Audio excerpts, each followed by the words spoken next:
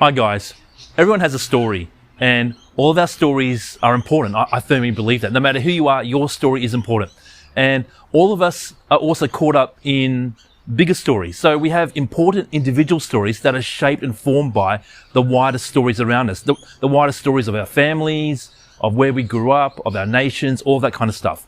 And we need these stories to kind of give meaning to our lives in many ways. And stories tell us, among other things, how we got here, what our identity is, what's wrong with the world, and who the bad guys are. I mean, I'm talking about the big stories, these big stories that shape us.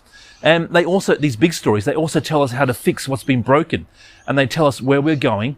And another way to put that, what's been broken, how to fix it, where we're going. It's kind of like every story has a plot. Every big story has a plot.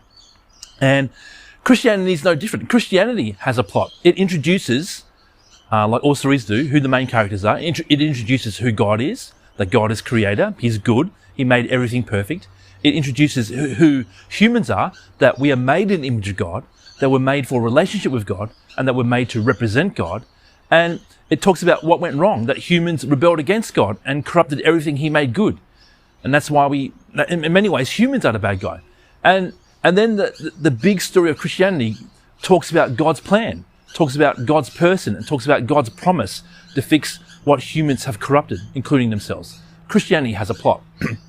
And so in this big story of Christianity, it has, as well as the plot, or as part of the plot, it also talks about the characters and how these characters have a motivation that is revealed more and more, and who they are.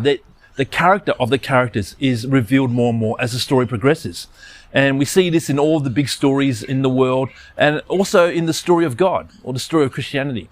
And so what happens is we've been introduced to who God is, what went wrong, God's plan to fix things. But God also reveals more of His character, and He does that by revealing His name and revealing His heart. And God does this. He reveals His name and His heart to the unlikely people that He has chosen to represent Him to the rest of the world. God's chosen a group of people. They happen to be an enslaved nation, and He's chosen them to represent who He is to the rest of the world, so that the rest of the world can also be blessed. And what He does to this people of Israel, the people of God, He shows them His name and His heart. And God's name isn't just a label, it's a description of His character. And one of the most important parts of the entire Bible is found in Exodus 34 verse 6, where God says this: the Lord, the compassionate and gracious God, slow to anger, abounding in love and faithfulness, maintaining love to thousands, and forgiving wickedness, rebellion, and sin. Yet He does not leave the guilty unpunished. So here we read, the Lord. In Hebrew, that's translated from Yahweh, Yahweh. And Yahweh, translated back into English, I mean, the Bible translators have chosen the Lord, but literally it means I am. So here, God is emphatically stating His name and His character at the same time. The Lord, Yahweh, Yahweh, I am. In God's story, God's revealing Himself as I am emphatically compassionate. I am emphatically gracious. I am slow to anger. I am abounding in love and faithfulness. I am the one who maintains love to thousands. I am the one who forgives wickedness, rebellion, and sin. I am the one who carries out justice. So God, in the big story, God reveals Himself more and more. He reveals Himself to His people so that they know who they are meant to be. God reveals who He is so He can reveal to His people who they are and who they are meant to be, who they can aspire to grow into more and more each day. God wants His people, who He has chosen to bring blessing to the rest of the world. He wants His people to be compassionate, gracious, slow to anger, abounding in love and faithfulness, maintaining love, forgiving wickedness, rebellion, and sin, and being upholders of justice. And God doesn't just reveal His name, He also reveals His heart. So with His name, you kind of get His character, but also He he reveals his heart in maybe an unorthodox way, or maybe a way that doesn't quite work with our 21st century minds. So let me read out to you another part of the book of Exodus, which tells the story of God. And you might have heard of this before. So, you shall have no other gods before me. You shall not worship idols. You shall not misuse the name of God. You shall keep that Sabbath holy. Honor your father and your mother. You shall not murder. You shall not commit adultery. You shall not steal. You shall not give false testimony against your neighbor. You shall not covet. That list of rules that I just read out, popularly known as the Ten Commandments, but actually the Ten Commandments, we kind of conceive it in our modern world as a kind of succinct list, almost like a summary list of do's and don'ts.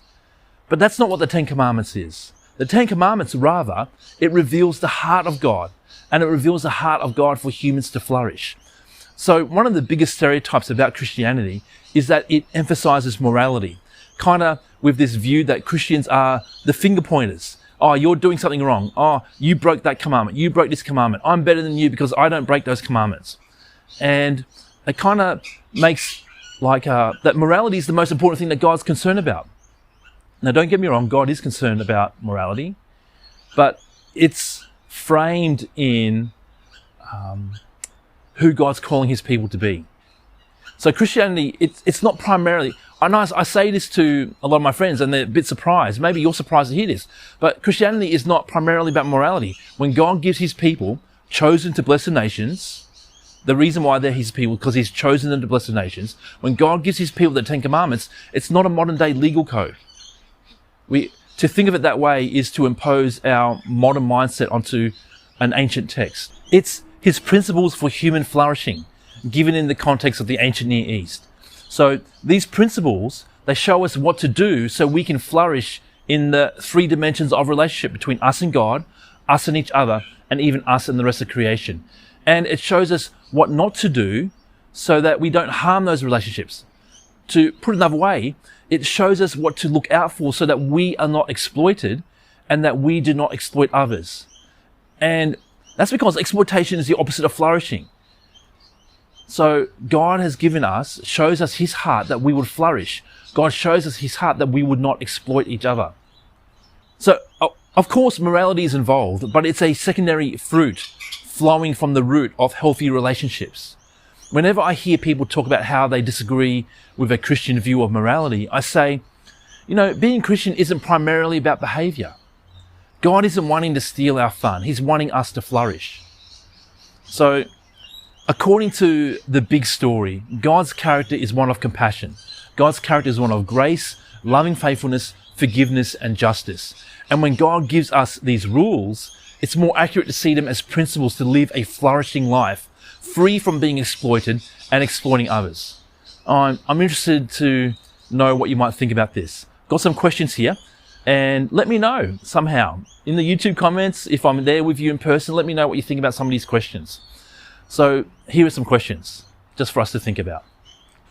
Does this part of the story where God's revealing his heart and his name, does that make sense of something that you felt or that you've experienced in your life before? Or maybe a longing that you've had. Maybe you've had a longing for a compassionate God. If only there was a compassionate God, but the only God I seem to know of is one that wants to mark all the crosses next to all the things that I've done wrong. So does this story make sense of something you felt or experienced or longed for in your life? How does this story differ from other stories that people tell about God? Another group of questions. Who do you think God is? Or maybe you don't even believe in God. That's fine. Maybe you don't believe in God, but who do you think, what's your impression of what Christians say who God is? So maybe who do you think God is if you believe in God? Or who do you think other people who believe in God say God is? How do you think this God, whether it's real or imagined, doesn't matter, how do you think that this God, real or imagined, sees you? What's the impression that you get that this God that is described to you sees you? And finally, why do you think people get the impression that God is about keeping rules and is mostly interested in our morality? Why? There's some truth to stereotypes, right? Where do we get this stereotype from? Do you think it makes a difference to focus on God's name and the Ten Commandments as his heart for humans to flourish?